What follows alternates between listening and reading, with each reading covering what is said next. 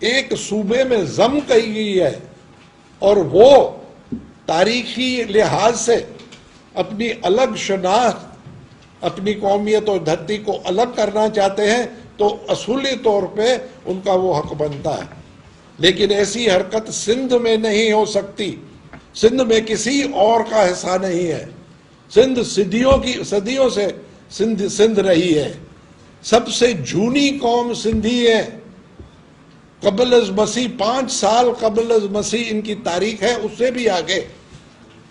یہ دھرتی سندھیوں کی ہے اور اس سے کوئی نہیں چھین سکتا۔ ایک بچہ یہاں کٹ کے مرے گا لیکن اپنی دھرتی پہ کسی کو بری نظر ڈالنے کے نہیں دے گا۔ ہاں، ہم مانتے ہیں کہ یہ مہاجر جو آئے، تقسیم ہوئی، انہوں نے قربانیاں دی، آئے ادھر، سندھیوں نے دسترخوان بچھا دیے جو آج تک بچھے ہوئے ہیں۔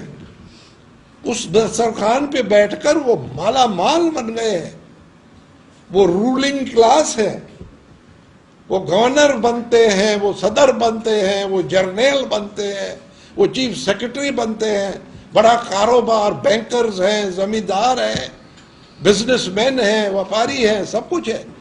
ہم اس پہ بری نظر، اس پہ تنقید نہیں کرتے، ہم اس سے واپس نہیں مانگ رہے۔ ویلکم، سندھیوں کی دل بڑی ہے، فراخ دلی ہے، پہلے دن سے دسترخوان بچھایا ہوا ہے، اب بھی بچھا ہوا ہے، لیکن یہ بات ہے کہ سندھ میں رہنا ہے تو سندھی بن کے رہنا ہے، اور کسی کا کوئی حق نہیں ہے اس دھرتی پہ۔